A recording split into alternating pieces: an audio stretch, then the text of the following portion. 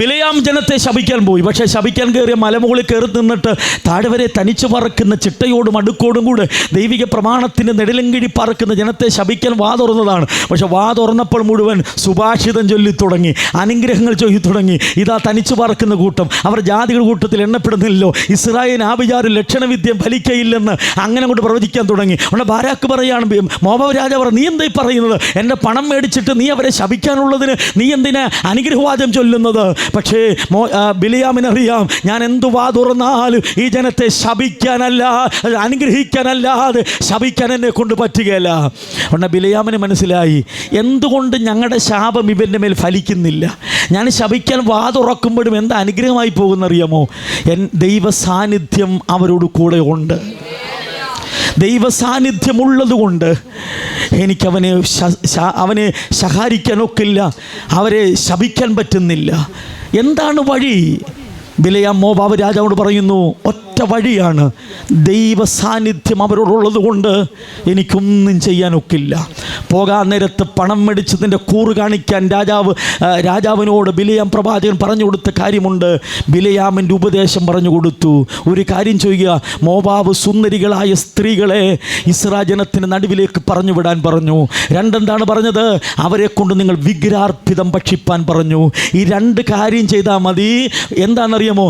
എനിക്ക് ശപിക്കാൻ പറ്റാത്ത കാര്യങ്ങൾ, കാരണം ദൈവ സാന്നിധ്യം അവിടെ മേൽ നിൽക്കുന്നതാണ്. ഈ രണ്ട് കാര്യം ജനം വീണുപോയാൽ അതിൻ്റെ അർത്ഥം വിശുദ്ധിയിൽ നിറഞ്ഞു നിൽക്കുന്ന ദൈവം പിന്നെ അവരുടെ നടുവിൽ നിൽക്കയില്ല. അപ്പോൾ നിങ്ങൾക്ക് അവരെ ഒതുക്കാൻ പറ്റും എന്ന് പറഞ്ഞു. അതുതന്നെയാണ് സംഭവിച്ചത്. അതാണ് ബൈബിൾ പറയുന്ന ബിലെയാമിൻ്റെ ഉപദേശം എന്ന് പറയുന്നത് അതാണ്. എന്ന് പറഞ്ഞാൽ അങ്ങനെ നമ്മൾ വായിക്കുന്നു, അവർ വിഗ്രഹത്തിന് മുമ്പിൽ അർപ്പിച്ച വിഗ്രഹാർപ്പിതം കൊണ്ടുപോയി ജനത്തിന് കൊടുത്തു. അവർ ഇതൊന്നും അറിയാതെ അവർ ഭക്ഷിച്ചപ്പോൾ ദൈവ സാന്നിധ്യം അവരിൽ നിന്നും അകലാൻ തുടങ്ങി. രണ്ട്, അവർ ആ മോശമായ മോവാബ് സ്ത്രീകളുടെ പിന്നാലെ പോയപ്പോൾ നമ്മൾ വായിക്കുന്നു, സമ്മിശ്ര ജാതികൾ ഉടലെടുത്തു. അതിൻ്റെ അർത്ഥം അവർ ജനത്തോട് പിറുപിറുത്തപ്പോൾ ദൈവ സാന്നിധ്യം പോയി. പിന്നെ ഞാൻ പറയാം, ദൈവ സാന്നിധ്യം നിന്നോടൊപ്പം ഇല്ലെങ്കിൽ എത്ര വട്ടം പ്രസംഗിച്ചതിൽ ഒരർത്ഥമില്ല, എത്ര വട്ടം പാട്ടുപാടിയതിൽ അർത്ഥമില്ല. ഇതുവരെ ഒതുക്കാത്ത നിന്നെ മെല്ലെ ഒതുക്കാൻ അവൻ തൻ്റെ തന്ത്രം ഇന്ന് രാത്രി നിനക്കെതിരെ വെച്ചിട്ടുള്ളതിനെ ഇന്ന് രാത്രി കൊടഞ്ഞു കളയാൻ ജീവൻ പ്രാപിച്ച ജനത്തോട് പരിശുദ്ധാത്മാവ് ഇന്ന് രാത്രി ശക്തമായി ഇടപെടുകയാണ്. ഓ ശക്തിയോടെ ചില നിഗൂഢ രഹസ്യങ്ങൾ നിന്നെ പിടിച്ചു കെട്ടാൻ, നിനക്കെതിരെ ചില ഭക്ഷണത്തിലൂടെ പിടിച്ചൊതുക്കാൻ, ചില വിഗ്രഹാർപ്പിതങ്ങൾ വഴി നിന്നെ പിടിച്ചു കെട്ടാൻ. Glory glory glory glory glory. ശക്തിയോടെ ഇന്ന് രാത്രി ചില കെട്ട് പൊട്ടുകയാണ്. ഞാൻ ആത്മാവിൽ ചില ആഴം തിരിച്ചറിയുന്നു. ഓ വിഗ്രഹാർപ്പണത്തിലൂടെ, വിഗ്രഹത്തിന് മുമ്പിൽ അർപ്പിച്ച ചില ഭക്ഷണം തന്ന് നിന്നെ ഒതുക്കാൻ നോക്കി ചില കെട്ടുകൾ യേശുവിന്റെ നാമത്തിൽ അഴിയട്ടെ. ശക്തിയോടെ ഉദര സംബന്ധമായ ചില കെട്ടുകൾ യേശുവിന്റെ നാമത്തിൽ ഇന്ന് രാത്രി അഴിയാൻ പ്രാർത്ഥിക്കുന്നു. ഓ ശക്തിയോടെ ആരും മൗനമായിരിക്കരുത്. അസാധാരണ ദൈവ സാന്നിധ്യം ഈ ഹോളിനകത്ത് വ്യാപിച്ചുകൊണ്ടിരിക്കുകയാണ്. ഉദരബല സംദൽ കപടമനധികാരബ ശബ്ദലേ വികപ്രമന ദുരാലബേ അന്തൽ കപടമനധികാരബ സാലബേ നിനക്കെതിരെ വെച്ച ചില കുരുക്കുകൾ, ചില തന്ത്രങ്ങളിട്ട് നിന്റെ അഭിഷേകത്തെ കളയാൻ, നിന്റെ പ്രാർത്ഥന വരങ്ങളെ കളയാൻ, നിന്റെ ശുശ്രൂഷ കളയാൻ, നിന്റെ കുടുംബത്തിന്റെ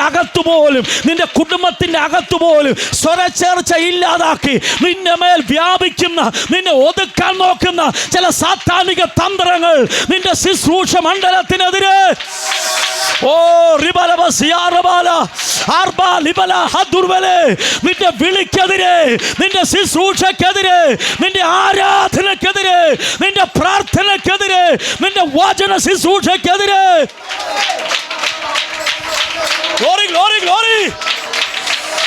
ഓ ആ കെട്ടിന്ന് രാത്രി പൊട്ടി മാറിക്കാട്ടെ, ആ കെട്ടിന്ന് രാത്രി അഴിഞ്ഞു മാറിക്കാട്ടെ. ചില വിഗ്രഹാർപ്പണത്തിന്റെ പോരുകൾ യേശുവിന്റെ നാമത്തിൽ ഈ ജനത്തെ വിട്ട് അഴിയാൻ യേശുവിന്റെ നാമത്തിൽ ഞങ്ങൾ കൽപ്പിക്കുന്നു. Glory glory glory glory. ഓ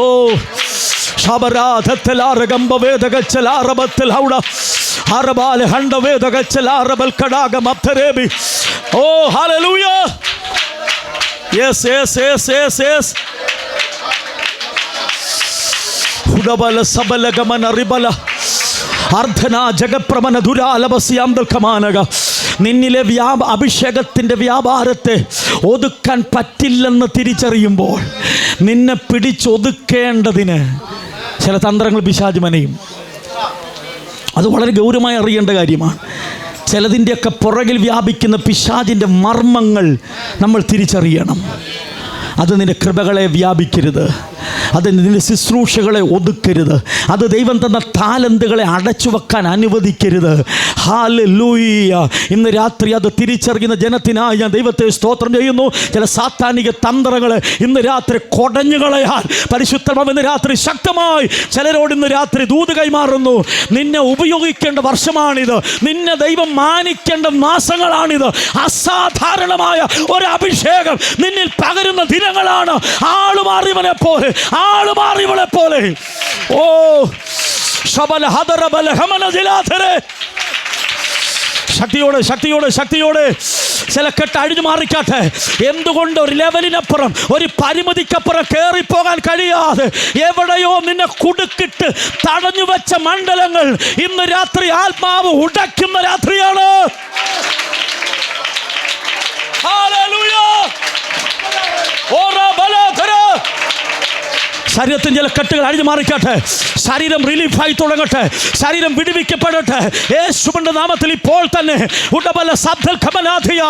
നിനക്കെതിരെ വെച്ചിട്ടുള്ള ചില കുടുക്കുകൾ വേട്ടക്കാരിൽ നിന്ന പോലെ, ഓ റിബല പക്ഷി എന്ന പോലെ ഇന്ന് രാത്രി നീ വിടുവിക്കപ്പെട്ടിട്ട് നിന്റെ വശത്ത് 1000 പേരും നിന്റെ വലതുവശത്ത് 10,000 പേരും വീഴും. എങ്കിലും അത് നിന്നോട് അടുത്തു വരികയില്ല. നിനക്ക് വിരോധമായി ഉണ്ടാക്കുന്ന യാതൊരു ആയുധങ്ങൾ ഫലിക്കയില്ല. Hallelujah. Sorobalaadhare kama ashambраbanam jalagadagasiya tharibil kambedagasiya. Hallelujah. ചില നിഗൂഢ രഹസ്യങ്ങൾ നമുക്കെതിരെ കൊണ്ടുപോയി ചില നിഗൂഢ രഹസ്യങ്ങളുണ്ട്. അതിനെ നമ്മൾ തിരിച്ചറിയണം. അത് നമ്മുടെ അഭിഷേകത്തെ ഒതുക്കാൻ നോക്കും, നമ്മുടെ കൃപകളെ ഒതുക്കാൻ നോക്കും. അതിന്ന് രാത്രി പൊട്ടിച്ചെറിയാൻ നമ്മുടെ മേൽ ദൈവം ഒരു അധികാരം തരികയാണ്. ഇന്ന് രാത്രിയിൽ ഈ കെട്ടുപൊട്ടാൻ മറ്റൊരുടെ പിൻബലം വേണ്ട. ഇന്ന് രാത്രി നിന്നിൽ വ്യാപിക്കുന്ന ഒരു അഭിഷേകത്തിൻ്റെ ബലമുണ്ടെന്ന് ഇന്ന് രാത്രി തിരിച്ചറിയട്ടെ. ശപിക്കുന്നവരും പ്രാകുന്നവരും പ്രാകിക്കോട്ടെ. ദൈവ സാന്നിധ്യത്തിൻ്റെ നിഴലിനകത്താണോ നീ നിൽക്കുന്നെങ്കിൽ ആഭിചാരവും ലക്ഷണവിദ്യയും നിനക്ക് ഫലിക്കയില്ലെന്ന് ആത്മാവ് ഇന്ന് രാത്രി ആവർത്തിച്ചു പറയുന്നു. നിനക്കും നിൻ്റെ തലമുറയ്ക്കും നിൻ്റെ നന്മയ്ക്കും നിൻ്റെ ഉയർച്ചകൾക്കുമെതിരെ എവിടെയൊക്കെ വഴി തടഞ്ഞു നിൽക്കാമെന്ന് വ്യാമോഹിക്കുന്ന ചിലതിനെ ഇന്ന് രാത്രി കൊടഞ്ഞു കളയാൻ ദൈവാത്മാവ് ഇന്ന് രാത്രി അധികാരം പകരുന്ന രാത്രിയാകയാൽ ഞാൻ ദൈവത്തെ സ്തുതിക്കുന്നു. ഹല്ലേലൂയ. സാത്താന്റെ നിഗൂഢമായ രഹസ്യം ഇത്തരം സഭകൾക്ക് തിരിച്ചറിയാൻ പറ്റിയില്ല. ബിലയാമിൻ്റെ ഉപദേശത്തിൽ അവർ പെട്ടുപോയതുപോലെ ഇന്ന് രാത്രി നമുക്കെതിരെ ചില ദുരുപദേശങ്ങൾ, നമുക്കെതിരെ കൊണ്ടുവരുന്ന ചില തന്ത്രങ്ങൾ ഇന്ന് രാത്രി നമ്മളത് ഗ്രഹിക്കണം. അത് നമ്മുടെ അഭിഷേകത്തെ ഒതുക്കരുത്. അത് നമ്മൾ വ്യക്തമായി തിരിച്ചറിയേണ്ടതുമാണ്. ഓറബൽ ഹർബനധിരാറബസിയാംദൽ ഖമാനക. ഈ ദിവസങ്ങൾ ദൈവാത്മാവ് നിന്നെ ശക്തമായ നിലകളിൽ ഒരു കൈമ ഉപയോഗിക്കുന്ന ദിവസങ്ങളാണ്. ശക്തമായ ശുശ്രൂഷ നിൻ്റെ മേൽ പകരുന്ന ദിനങ്ങളാണ്. അത് ദൈവാത്മാവിൽ നിന്നുകൊണ്ട് ഇന്ന് രാത്രി പരിശുദ്ധമായ ആലോചന പറയുന്നു. അത് പിശാച് തിരിച്ചറിഞ്ഞിട്ട് ഏതെങ്കിലും നിലയിൽ നിൻ്റെ മാനസിക മണ്ഡലത്തെ എവിടെയെങ്കിലും കുടുക്കിയിടാമെന്ന് വ്യാമോഹിച്ച് നിനക്കെതിരെ മെനയുന്ന ചില തന്ത്രങ്ങളുണ്ടല്ലോ. ഇന്ന് രാത്രി അത് അറിഞ്ഞ ദൈവമക്കൾ ഓ ദൂതൻ ചെയ്തതുപോലെ ഒരു വാക്കുച്ചരിപ്പാൻ തുനിയാതെ യഹോവ നിന്നെ ഫലിക്കട്ടെ എന്ന് പറഞ്ഞ് ഒഴിഞ്ഞു മാറിയ പോലെ ഗ്ലോറി.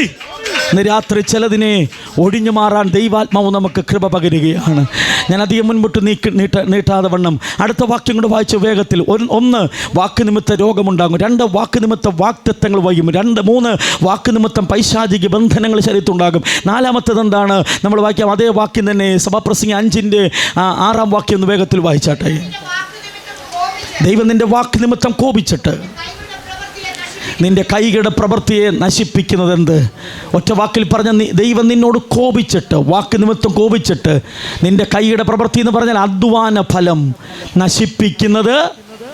ബൈബിളിങ്ങനെ വാക്കുകൊണ്ട് നേരോടെ നടക്കുന്നവർക്ക്, പണ്ടൊരു ഭക്തൻ പറഞ്ഞു, നേരോടെ നടക്കാതെ എന്നിട്ട് ഇത്രയും കിട്ടിയെങ്കിൽ ഇനി നേരോടെ നടന്നിരുന്നെങ്കിൽ എന്തായിരുന്നു എന്നുള്ളത്. ഇന്ന് രാത്രി അതുകൊണ്ട് നേരോടെ നടക്കുന്നവർക്ക്, പ്രോസ്പെരിറ്റി ഞാൻ പ്രസംഗിക്കുന്നതല്ല, പ്രോസ്പെരിറ്റിക്കൊക്കെ നമ്മൾ എതിരാണ്, അത് നമ്മൾ അതിനെതിരെ പഠിപ്പിക്കുന്നവരുമാണ്. പക്ഷെ ഒരു കാര്യം പറയാം, നീതിമാൻ്റെ സന്തതി തുണയില്ലാതിരിക്കുന്നതും അവൻ്റെ സന്തതി അപ്പമിരക്കുന്നതും ആഹാരമിരക്കുന്ന ഞാൻ ഇതുവരെ കണ്ടിട്ടില്ല. നമ്മെ അനുഗ്രഹിക്കുന്ന ദൈവമുണ്ട്. സ്തോത്രം. ഇപ്പോഴത്തെ ഞെരുക്കം, ചില ഞെരുക്കങ്ങൾ ദൈവ സ്വാഭാവികമായി ദൈവം തരുന്നൊരു കാര്യമാണ്. ഞാൻ 40 ദിവസം ഇരുന്നൊരു സാമ്പത്തികം ഒരു മാറ്റം ഉണ്ടാകാൻ ഭയങ്കരമായിട്ട് സാമ്പത്തികം ഞെരുങ്ങിയൊരു സമയം വന്നപ്പോൾ ഞാൻ 40 ദിവസം ഇരുന്ന് ഉപസിച്ചു, കർത്താവ് ഇതിനൊരു മാറ്റം ഉണ്ടാകണമേ. 40 ദിവസം ഞാൻ ഒറ്റയ്ക്കാണ് ഇരുന്നത്. 41 ദിവസം തീരുകയാണ്. 40 ദിവസം തീരുകയാണ്. അപ്പോൾ കുഞ്ഞിനെ 3:30 സ്കൂളിൽ നിന്ന് വിടും. ഞാൻ വണ്ടി ഓടിച്ച് സ്കൂളിൽ പോയി കിടക്കുകയാണ്.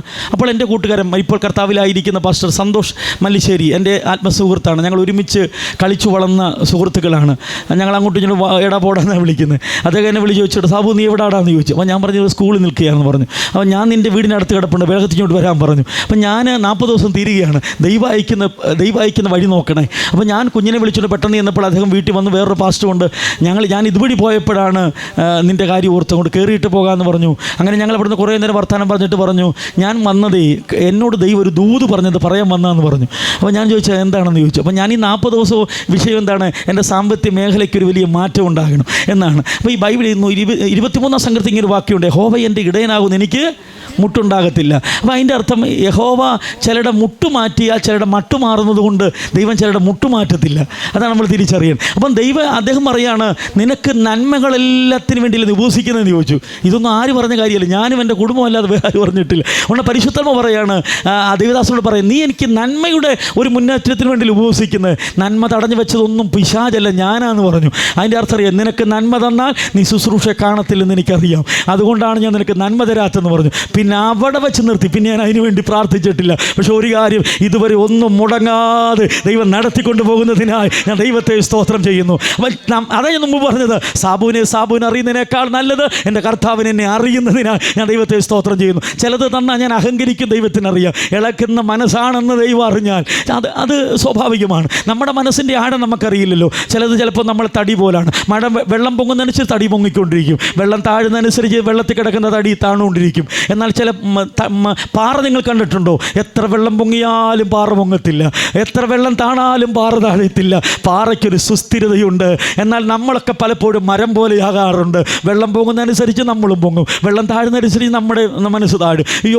എന്തെങ്കിലും വഴി നമുക്ക് കിട്ടിക്കഴിഞ്ഞാൽ നമ്മൾ ഭയങ്കര സന്തോഷവും പ്രത്യാശയൊക്കെയാണ്. ചിലതൊക്കെ പോകുമ്പോൾ പലപ്പോഴും നമ്മൾ പിറുപിറുപ്പിനായി മാറും. അത് അത്യുന്നതനായി ദൈവത്തിന് അറിയാം എന്നതിനായി ഞാൻ ദൈവത്തെ സ്തോത്രം ചെയ്യുന്നു. അപ്പോൾ ദൈവം നേരോടെ നടക്കുന്നവർക്ക് ദൈവം ഒരു നന്മയും മുടക്കം വരികയില്ല. അപ്പം നമുക്ക് ദൈവത്തെ സേവിക്കുന്നതിൻ്റെ ഫലം നമുക്ക് ഈ ഭൂമി കിട്ടും. അത് ഇന്നല്ലെങ്കിൽ നാളെ കിട്ടും. ചില വഴിയൊക്കെ അടച്ചു വച്ചിരിക്കുന്ന ദൈവമാണ്. ഞാൻ പറഞ്ഞില്ല, എല്ലാം അത് ചിലപ്പോൾ നമുക്കൊരു നിശ്ചിത ഒരു പരന്തറ്റിക്കൽ പീരീഡ്, ഒരു ബ്രാക്കറ്റ് പീരീഡ് ദൈവം വെച്ചിട്ടുണ്ട്. ഒരു വെള്ളത്തെ എത്ര അതിനെ അടച്ചു വെച്ചാലും അതിൻ്റെ അളവിനെ കുറയ്ക്കാൻ പറ്റില്ല എന്നതുപോലെ തടഞ്ഞു വെച്ചതെല്ലാം ഒരിക്കൽ ആ കെട്ട് പൊട്ടിച്ചൊരിക്കൽ വരുന്നൊരു സമയമുണ്ട്. Praise the Lord. അന്നെല്ലാ ദുഃഖങ്ങൾ മാറി നാം ദൈവത്തെ സ്തുതിക്കുന്ന സമയമുണ്ട്. ചിലതൊക്കെ നമ്മെ പണിതെടുക്കാനുമാണ്, ചില ഇല്ലായ്മയിലൂടെയും ആ അവസരത്തിലൂടെ കൊണ്ടുപോകുന്ന എന്തറിയോ, നമ്മെ ദൈവം പണിതെടുക്കുക. കാനനത്തിൽ കല്ലേറ് പഠിച്ചൊരു കൊച്ചു ബാലനെ ദൈവം കാനനത്തിൽ ആരും അറിയാതെ കല്ലേറ് പഠിപ്പിച്ച് എന്തിനാണെന്നറിയാമോ? അവനെ രംഗാങ്കണത്തിൽ നിർത്തി കല്ലും കവണയുമായി ഒരു ഗോലിയാത്തിനെ എറിഞ്ഞു വീഴ്ത്താൻ ആരും അറിയാതെ കാനനത്തിൽ കല്ലേറ് പഠിപ്പിച്ചതുപോലെ ചില കഷ്ടത നിന്നിൽ കൊണ്ടുപോകുന്നത് നീ അനേകർക്ക് തണലായി മാറാൻ വേണ്ടിയാണ്, അനേകർക്ക് നീ ഒരു അനുഗ്രഹമായി മാറാൻ വേണ്ടിയാണ്. വിശ്വസിക്കുന്ന ജനത്തിനായി ഞാൻ കർത്താവിനെ സ്തോത്രം ചെയ്യുകയാണ്. ഉടബല ഹസൽ ഔഡബാരഗെ ഉദ്ധര ജഗപ്രമനെ ഉടബല ഹംദൽ കൗഡമനാഥിയാര. ഹല്ലേലൂയ. ശാരാബലദോ റിയാറബ അർധാരവൽ കടകമന സോരോബിൽ അർദ്ധനെ ജഗപ്രബല ദുഡാലവ അംദലെ വിഗപ്രബല ദിയാരവസിയാനക രക്തത്താൽ. ഹല്ലേലൂയ. ചില കാര്യങ്ങൾ ദൈവം നമ്മൾ മുമ്പ് പറഞ്ഞുവല്ലോ, ചില സാമ്പത്തിക മേഖലയൊക്കെ ദൈവം അടച്ചു വെക്കും. അത് ദൈവത്തിൻ്റെ പരമാധികാരത്തിൽപ്പെട്ട കാര്യമാണ്. എൻ്റെ അനുഭവം ഞാൻ പറഞ്ഞുവല്ലോ. അതുപോലെ എല്ലാവരുടെയും അനുഭവങ്ങളും നിങ്ങൾക്ക് തന്നെ അറിയാവുള്ളൂ. അതിനെ വിശകലനത്തിന് മുതിരുന്നില്ല. അപ്പോൾ ചില ദൈവം അടച്ചു വെക്കും, എന്നാൽ ദൈവം അടയ്ക്കാതെ ചിലതിനെ നമ്മൾ അടയ്ക്കുന്നുണ്ട്. അതാണ് എൻ്റെ പ്രശ്നം. നിന്റെ വാക്ക് നിമിത്തം കോപിച്ചിട്ട് നിന്റെ അധ്വാന ഫലം നശിപ്പിക്കുന്നത് എന്തിന്? ചിലത് ദൈവമല്ല നശിപ്പിക്കുന്നത്, നമ്മളാണെന്ന് തിരിച്ചറിയണം. ഒരുപാട് തെളിവ് എനിക്ക് നിരത്താനുണ്ട്, പക്ഷേ സമയബന്ധിതമായിട്ട് ഞാൻ അധികം പോകുന്നില്ല. ഞാൻ കഴിഞ്ഞ പകൽ ചെറുതായിട്ട് സൂചിപ്പിച്ചു ന്യായാധിപന്മാരുടെ പുസ്തകം 1-ാം അധ്യായം 34 മുതൽ 36 വരെ വാക്യം പഠിച്ചാൽ നമുക്കറിയാം. ആ ഭാഗത്ത് നമ്മൾ വായിക്കുന്നത് ഇങ്ങനെയാണ്: ദാൻ ഗോത്രത്തെ അല്ലേ തിക്കിത്തള്ളി എവിടാക്കി? ആ വാക്യം ഒന്ന് വായിച്ചിട്ട് പെട്ടെന്ന്. ന്യായാധിപന്മാർ 1:34 മുതൽ. ആ ആ ആ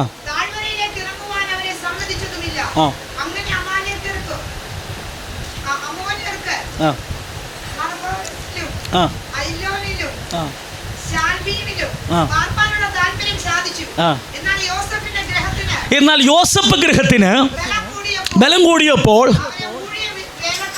ആ ഭാഗം നമ്മൾ വായിക്കുന്നത് ഇങ്ങനെയാണ്: ദാൻ ഗോത്രത്തിന് അവകാശം കിട്ടിയ, ദാൻ ഗോത്രം ഒരു ചെറിയ ഗോത്രമാണെങ്കിലും അവർക്ക് അവകാശം കൊടുത്തപ്പോൾ താഴ്വര കൊടുത്തു, നീരോട്ടമുള്ളതും മണ്ണിളക്കമുള്ളതായ സ്ഥലം കൊടുത്തു. അവർ കൃഷി ചെയ്തു. കൃഷി ചെയ്ത് 100 മേനി വിളവായിരുന്നു. എത്ര അനുഗ്രഹമായിരുന്നു. കൊയ്യാൻ സമയം അടുത്തപ്പോഴത്തേന് അവർ പാടത്തിറങ്ങി കൊയ്യാൻ തുടങ്ങി. ദൈവം പറഞ്ഞു, നിങ്ങൾ കൊയ്യണ്ട, ശത്രുവിനെ അങ്ങോട്ട് പറഞ്ഞു വിട്ടു. അവർ തള്ളി എവിടെ കയറ്റി? മലയുടെ മുകളിൽ കയറ്റി. ഇപ്പം ഇരിക്കുന്ന എവിടാണ്? മലയുടെ അധ്വാന ഫലം എവിടെ കിടക്കുന്നത്? താഴ്വരയിൽ. ഒരാണ്ട് കൊണ്ട് അധ്വാനിച്ച മുഴുവൻ താഴ്വര കിടക്കുന്നത്. ഇപ്പം മേളിരുന്ന് കാണാവുന്നല്ലാതെ അനുഭവിക്കാൻ പറ്റുന്നില്ല. എന്നാൽ താഴ്വരയിലേക്ക് ഇറങ്ങാമെന്ന് ഭാവിച്ചപ്പോൾ താഴ്വരയിലേക്ക് ഇറങ്ങാൻ പോലും അവർ എന്ത് ചെയ്തില്ല? അനുവദിച്ചില്ല. എന്ന് പറഞ്ഞ് ഒരു കുടം വെള്ളം എടുക്കണ താഴ്വരയിലാണ് ഉറവ, താഴ്വര വരണം, അതിന് പോലും അനുവദിച്ചില്ല. ദൈവം അധ്വാന ഫലത്തെ നശിപ്പിക്കുന്ന ദുഷ്ടനാണോ? ലേവ്യ പുസ്തകങ്ങൾ വായിക്കുന്ന ഒരു അധ്വാനിക്കുന്ന കൂലിക്കാരൻ്റെ കൂലി അസ്തമയം വരെ എന്ത് ചെയ്യരുത്? പിടിച്ച് വെക്കരുതെന്നാണ് പ്രമാണം. അങ്ങനെയെങ്കിൽ ഒരുവൻ്റെ അധ്വാന ഫലം കൊയ്യാൻ സമയമെടുക്കുമ്പോൾ ദൈവം എന്താ അവനെ അനുഭവിക്കാഞ്ഞെന്നറിയാമോ? താഴത്തെ വാക്യത്തിന് ഉത്തരം കിടപ്പുണ്ട്. ദർശനം പ്രാപിച്ച യോസേപ്പിനെ, നിരപരാധിയ യോസേപ്പിനെ 20 വെള്ളിക്കാശിന് വിറ്റൊരു സമയമുണ്ടായിരുന്നു. കരുണയില്ലാത്തവരെ പോലെ നിന്ന സഹോദരന്മാർ 20 വെള്ളിക്കാശ് ഏറ്റുവാങ്ങി മിദ്യാനർക്ക് വിറ്റുകൊടുക്കുമ്പോൾ, ഇരടി നീളമുള്ള ചങ്ങല കൊണ്ട് കുതിരയോടോ കഴുതയോടോ അർത്ഥനഗ്നനായി കാലിൽ ചെരിപ്പിടാതെ അടിമയെപ്പോലെ വഴിയിലൂടെ അടിച്ചു കൊണ്ടുപോകുമ്പോൾ തിരിഞ്ഞു നോക്കുമ്പോൾ ബാക്കി സഹോദരന്മാരെല്ലാവരും വിറ്റ പണം വീതം വെക്കാൻ വ്യഗ്രത കൂട്ടുന്ന കാഴ്ചയാണ് കണ്ടത്.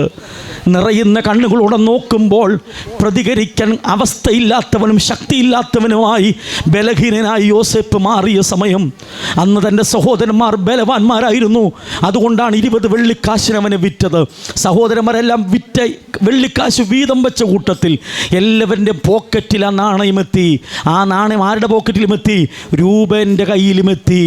ഫലമെടുക്കാൻ സമയമെടുത്തപ്പോൾ ദൈവം പറഞ്ഞു, നീതിമാനെ ഒറ്റിക്കൊടുത്ത വില നിൻ്റെ പോക്കറ്റിൽ കിടപ്പുണ്ട്, അതിൻ്റെ അധ്വാന ഫലം നീ അനുഭവിക്കേണ്ട എന്ന് പറഞ്ഞു. അത് രൂപേന് മാത്രമല്ല, 11 ഗോത്രങ്ങൾ അവർ പാർത്തിരുന്ന സ്ഥലത്ത് ക്ഷാമമുണ്ടായി.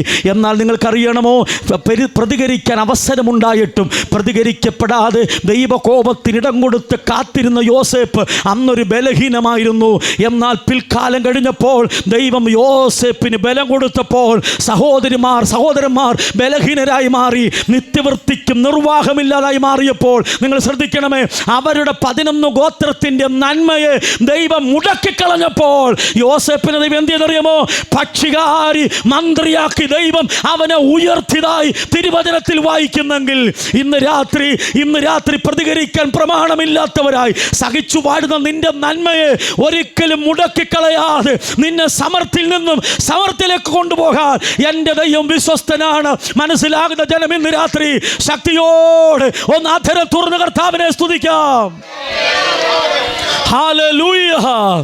അല്പകാലം മൗനം അവലംബിച്ചാൽ നീ ബലഹീനനെന്ന് ലോകം പറഞ്ഞേക്കാം, നീ ഭയമുള്ള ആളാണെന്ന് പറഞ്ഞേക്കാം, കഴിവില്ലാത്തവനും പേടിത്തൊണ്ടനുമാണെന്ന് ലോകം മുദ്ര കുത്തിയേക്കാം. ലോകത്ത് പാട്ടുകാരൻ പാടുന്ന പോലെ ലോകത്തിന് മുമ്പിൽ നീ ഒരു ഫോഷനായി തോന്നിയേക്കാം. പക്ഷെ നീ ദൈവത്തിൻ്റെ മുമ്പിൽ നിന്നെ ഒരു ശ്രേഷ്ഠനാക്കി മാറ്റാൻ എൻ്റെ ദൈവത്തിന് കഴിയുന്നതിനായി ഞാൻ ദൈവത്തെ സ്തോത്രം ചെയ്യുന്നു. ഞാൻ കായംകുളം ടൗൺ ചർച്ചിൽ പാസ്റ്ററായിരിക്കുന്ന ഒരു സമയം ഒരു അനുഭവം കൂടെ പറഞ്ഞിട്ട് ഞാൻ വേഗത്തിൽ പ്രാർത്ഥിക്കാൻ വേർതിരിക്കാം. ആ സമയത്ത് എൻ്റെ ചർച്ചിൽ എല്ലാവരും വലിയ സമ്പന്നന്മാരാണ്. ഞാനൊരു സാധുവായ പാസ്റ്ററാണ്. ആ സഭയിൽ ഞാൻ 7 വർഷം സഭയുടെ ചാർജായിരുന്നു. 3 വർഷം കഴിഞ്ഞപ്പോൾ എൻ്റെ ചർച്ചിലെ ഒരു പെൺകുട്ടിയുടെ വിവാഹം നടന്നു. അവൾ സൺഡേ സ്കൂൾ പഠിക്കുന്ന കുട്ടിയാണ്, പഠിപ്പിക്കുന്ന കുട്ടി, വിദ്യാർത്ഥി സാറായിരുന്നു. ആ പെൺകുട്ടിയുടെ കല്യാണം വന്നു. ഒരു പാസ്റ്റർ വന്ന് കണ്ടു, ഇഷ്ടപ്പെട്ട് മടങ്ങിപ്പോയി. കല്യാണമെല്ലാം നിശ്ചയിച്ചു. ഇതൊന്നും ഞാൻ അറിയുന്നില്ല. കല്യാണത്തിന് എല്ലാം കഴിഞ്ഞ ശേഷമായിട്ട് ഒരു പിറ്റേ ഞായറാഴ്ച അമ്മാമ്മ ചർച്ചിൽ വന്നിട്ട് അതിരാവിലെ അമ്മാമ്മ നേരത്തെ വന്നു. ഞാൻ ചർച്ചിൽ ഇങ്ങനെ രാവിലെ എല്ലാം ക്ലീൻ ചെയ്തുകൊണ്ടിരിക്കുന്ന സമയത്ത് അമ്മാമ്മ ചർച്ചിൽ വന്ന് ചോദിച്ചു, പാസ്റ്റർ എൻ്റെ മകളുടെ വിവാഹം മുടക്കിയെന്ന് ചോദിച്ചു. ഞാൻ അന്നേരം പറയുന്നത്, ഏത് വിവാഹം, എന്ത് വിവാഹം? ഞാൻ അമ്പരം നിൽക്കുകയാണ്. കാരണം ആ കുഞ്ഞുങ്ങൾ അന്ന് എൻ്റെ കുഞ്ഞുങ്ങളെ ഭക്ഷണം കൊടുക്കുക എടുത്തുകൊണ്ട് നടന്നില്ല കുഞ്ഞുങ്ങളാണ്. അതൊന്നും എനിക്ക് മറക്കാനൊക്കത്തില്ല. അവർ SNDP രക്ഷിക്കപ്പെട്ടു വന്ന കുടുംബമാണ്. ഞാൻ പറഞ്ഞു, എന്തില്ല അമ്മാമ്മ, എനിക്ക് മനസ്സിലാകുന്നില്ല. അമ്മാമ്മ അങ്ങ് ഭ്രാന്തിയെ പോലെ എനിക്ക് നേരെ ഉറഞ്ഞു തുള്ളാൻ തുടങ്ങി. എനിക്ക് പ്രതികരിക്കാൻ അന്നും ഇന്നും അറിയില്ല. ആരെങ്കിലും കോപിച്ച പൊട്ടിക്കരയാനല്ലാതെ ഇന്നും അറിയില്ല. അപ്പം ഞാനവിടെ എൻ്റെ കണ്ണ് നിറഞ്ഞു ഒഴുകുന്നു. പ്രതികരിക്കാൻ അതിന് പറ്റുന്നില്ല. എനിക്ക് അമ്മാമ്മയോട് പറഞ്ഞ് ഫലിപ്പിക്കാൻ പറ്റുന്നില്ല. ഞാൻ മനഃപൂർവ്വം അറിഞ്ഞതുപോലുമല്ല. ഞാനൊന്നും മിണ്ടിയില്ല.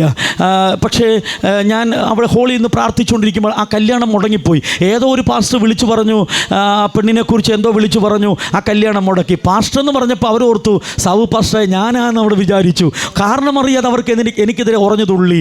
ഞാനൊന്നും ഒരുപാട് കരഞ്ഞു. ആ സഭായോഗത്തിൽ ഞാൻ കരഞ്ഞുകൊണ്ടിരിക്കുമ്പോൾ ഒരു ദർശനം കണ്ടു. ആ കല്യാണം നടക്കുന്നു. ഞാൻ തന്നെ ആ കല്യാണം നടത്തുന്ന ഒരു വെളിപ്പാട് ദൈവം എനിക്ക് തന്നു. യോഗാനന്തരമായി അമ്മാമ്മയോട് പറഞ്ഞു, അമ്മാമ്മേ ആ കല്യാണം നടക്കുന്നത് ഞാൻ ദൈവാത്മാവിൽ കണ്ടെന്ന് പറഞ്ഞു. അമ്മാമ്മ ഒന്നുകൂടെ ദേഷ്യപ്പെട്ട് ഇറങ്ങിപ്പോയി. ആ കല്യാണം കുറച്ച് ദിവസം കഴിഞ്ഞപ്പോൾ അവർ തിരിച്ചു വന്നു. കല്യാണം നടന്നു. പക്ഷേ ആ കല്യാണം നടന്നു. ഞാനാണ് കല്യാണം നടത്തിയത്. കല്യാണം നടന്നു കഴിഞ്ഞു. 3 മാസം കഴിഞ്ഞു. അന്ന് മുതൽ അമ്മാമ്മയ്ക്ക് എന്നോട് വൈരാഗ്യമാണ്. ഞാനാണ് കല്യാണം പറഞ്ഞു വിട്ടെന്നുള്ള, കല്യാണം നടന്നിട്ടും എന്നോട് വൈരാഗ്യമാണ്. മനസ്സാ വാചാ കർമ്മണ ഒന്നും എനിക്കറിയില്ല. അങ്ങനെ പറയുന്ന ഒരാളുമല്ലല്ലോ ഞാനങ്ങനെ ഭയപ്പെടുന്ന ഒരാളുമാണ്.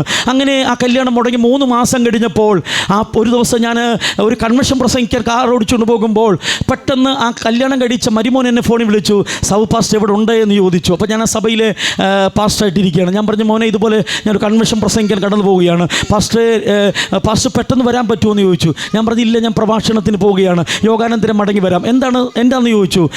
ആ പെൺകുട്ടി പ്രമീള എന്നാണ്. പ്രമീള ആരോടും മിണ്ടാതെ മുറിക്കകത്ത് കയറി മുറിയുടെ വാതിലടച്ച് ഒരു കട്ടിലിൽ കയറി ഇരിക്കുകയാണ്. ആര് വിളിച്ചിട്ടും വാതിൽ തുറക്കുന്നില്ല. ഞങ്ങളെ കാണുമ്പോൾ മുഖം മറച്ചു കളയുന്നു, ഒരു മാനസരോഗിയെ പോലെ ആകുന്നു എന്ന് പറഞ്ഞു. ഞാൻ പറഞ്ഞു, ഒരുപക്ഷെ പൈശാചിക ശക്തിയാകാം, മോൻ പേടിക്കേണ്ട, ഞാൻ യോഗം കഴിഞ്ഞ് രാത്രി എത്ര ആണെങ്കിലും വരാമെന്ന് പറഞ്ഞു. രാത്രി യോഗം കഴിഞ്ഞ് അവിടെ ചെന്നു. ഞാൻ തലയിൽ കൈവച്ച് പ്രാർത്ഥിച്ച് നോക്കിയിട്ടൊന്നും അവൾക്കൊരു പൈശാചിക ശക്തിയല്ല. അപ്പോൾ എൻ്റെ മനസ്സ് പറഞ്ഞു, ഒരു മാനസിക രോഗം പോലെ എനിക്ക് ഫീൽ ചെയ്യുന്നു. ഞാൻ പറഞ്ഞു, മകനെ എനിക്ക് ഇന്നതായിട്ട് തോന്നുന്നു എന്ന് പറഞ്ഞു. അപ്പോൾ അവരുടെ മനസ്സിലെല്ലാം എന്നോട് അപ്പോഴും വൈരാഗ്യമാണ്. അത് അനന്തരമായിട്ട് പിറ്റേ ആഴ്ച അവരുടെ വീട്ടിൽ 3 ദിവസം ഉപവാസം വെച്ചു. ഞാൻ ഉപവാസ പ്രാർത്ഥന സഭയെ ഡിക്ലെയർ ചെയ്തു. ഞാൻ അറിയാതെ ഒരു പാസ്റ്ററെ അവിടെ വിളിച്ചു. ഞാൻ അവിടെ ചെല്ലുമ്പോഴാണ് എന്നോടുള്ള വശി തീർക്കുകയാണ്. ഞാൻ അറിയാതെ ഒരു പാസ്റ്ററെ വിളിച്ചു. ഞാൻ അവിടെ ചെല്ലുമ്പോഴാണ് അറിയുന്ന മറ്റൊരു പാസ്റ്റർ അവിടെ ഇരിപ്പുണ്ട്. ഞാനൊന്നും സന്തോഷത്തോടെ ഇരുന്നു. ആ യോഗം തുടങ്ങി. ആ വീട്ടുകാരെല്ലാവരും പ്രാർത്ഥിച്ചു, ശുശ്രൂഷ ആരംഭിച്ചു. പാട്ടെല്ലാം പാടി അനന്തരമായിട്ട് വന്ന ദൈവദാസനെ ഞാൻ പ്രസംഗിക്കാൻ അവസരം കൊടുത്തു. അഭിഷക്തനെ ഞാൻ ആദ്യമായിട്ട് കാണുകയാണ്. ആ അഭിഷക്തൻ എഴുന്നേറ്റ് നിന്നു. എന്നിട്ട് പറഞ്ഞു, ഈ പെൺകുട്ടിക്ക് ഒരു രോഗവുമില്ല. നിങ്ങൾ ഏതോ ഒരു അഭിഷക്തനെ മാനസികമായി വേദനിപ്പിച്ചിട്ടുണ്ട്. അത് നിരപ്പ് പ്രാപിച്ചാൽ ഈ കുഞ്ഞിപ്പോൾ സൗഖ്യം പ്രാപിക്കും എന്ന് ആ ദൈവദാസൻ എഴുന്നേറ്റ് പറഞ്ഞു. അപ്പോൾ എനിക്കറിയാം, ആ കുടുംബക്കാർക്കും അറിയാം, മറ്റാർക്കും ഇത് അറിയത്തില്ല, സഭക്കാർക്ക് എല്ലാവർക്കും ഇത് അറിയത്തില്ലല്ലോ. ഞാൻ അവിടെ നിന്ന് നിറകണ്ണുകളോട് പ്രാർത്ഥിച്ചു. അമ്മാമ്മ എഴുന്നേറ്റ് നിന്ന് പറഞ്ഞു, ഇന്നിന്ന കാരണങ്ങൾ ഉണ്ടെന്ന് പറഞ്ഞു. ഒരു വാക്കിൽ ക്ഷമ പറഞ്ഞു. ക്ഷമ പറഞ്ഞപ്പോൾ ആ പെൺകുട്ടി സൗഖ്യം പ്രാപിച്ചു. ഞാൻ പറഞ്ഞ ആശയം ഇതാണ്, ഞാൻ അറിയാതെ, എന്നെ അറിയാതെ എന്നോടുള്ള വാശിക്ക് ഏത് പാസ്റ്റർ വിളിക്കുന്നതിന് അന്ന് എനിക്ക് സന്തോഷമാണ്. അപ്പോൾ ഞാൻ അറിയാതെ ഒരു പാസ്റ്റർ വിളിച്ചു. ചില ദിവസങ്ങൾ കഴിഞ്ഞു. ഒരു യോഗത്തിൽ എന്നെ പ്രസംഗിക്കാൻ വിളിച്ചു. ഒരു യോഗത്തിൽ ഞാൻ മടങ്ങി ചെല്ലുമ്പോൾ, ഒരു വലിയ യോഗമാണ്. ആ മീറ്റിംഗ് ഞാൻ ചെല്ലുമ്പോൾ ഒരു ഭ്രാന്തിയായ പെൺകുട്ടി, ഒരു സഹോദരി അതിന് നടുവിലിരിക്കുന്നു. അപ്പോൾ ഞാൻ അവിടെ കയറി ചെല്ലുമ്പോഴാണ് എന്നെ കൊണ്ടുപോയപ്പോൾ അവിടെ ചെല്ലുമ്പോൾ പറഞ്ഞു, ഒരു പാസ്റ്ററുടെ വൈഫിന് വേണ്ടി പ്രാർത്ഥിക്കാനാണ് കൊണ്ടുപോകുമെന്ന് പറഞ്ഞു. ദൈവം മാനിക്കുന്ന വഴിയാണ് ഞാൻ പറഞ്ഞതിൻ്റെ സാരാംശകത. ഞാൻ അവിടെ കയറി ചെല്ലുമ്പോൾ അവിടെ ആ പെൺകുട്ടിക്ക് വേണ്ടി പ്രാർത്ഥിക്കാൻ വന്നില്ലേ, ആ പാസ്റ്റർ അവിടെ തിരിപ്പുണ്ട്. പാസ്റ്ററുടെ ഭാര്യയ്ക്ക് ഭൂതം ബാധിച്ചു വല്ലാത്ത അന്തരീക്ഷത്തിലിരിക്കുന്നു. ഹല്ലേലൂയ. കർത്താവ് അവിടേക്ക് ചെന്നു. കർത്താവ് ആ പെൺകുട്ടിയെ തൊട്ടു. ക്ഷണത്തിൽ ആ പെൺകുട്ടി സൗഖ്യം പ്രാപിച്ചു. ഞാൻ പറഞ്ഞ ആശയമറിയോ, ഞാൻ അന്ന് ദൈവത്തിന് മുമ്പിൽ നിരപരാധിയെ ഞാൻ പ്രതികരിക്കാതെ നിറകണ്ണുകളോട് പ്രാർത്ഥിച്ചു. ദൈവം എന്നെ മാനിക്കാൻ അവസരങ്ങളെ ഒരുക്കിയെങ്കിൽ ഇന്ന് രാത്രി ഞാൻ പറയാം, നിനക്ക് ബലഹീനമായ ചില സമയങ്ങൾ ജീവിതത്തിൽ ഉണ്ടായെന്ന് വരാം. അന്ന് ശത്രു പ്രബലനെന്ന് നിനക്ക് തോന്നിയേക്കാം. പക്ഷേ പ്രതികരിക്കാതെ മുഴങ്കാലുകൾ മടക്കാൻ നീ തയ്യാറായാൽ കുഞ്ഞെ, നിന്നെ മാനിക്കാൻ ദൈവം ഒരു ദിവസം മുൻകൂട്ടി കരുതി വച്ചിട്ടുണ്ട്.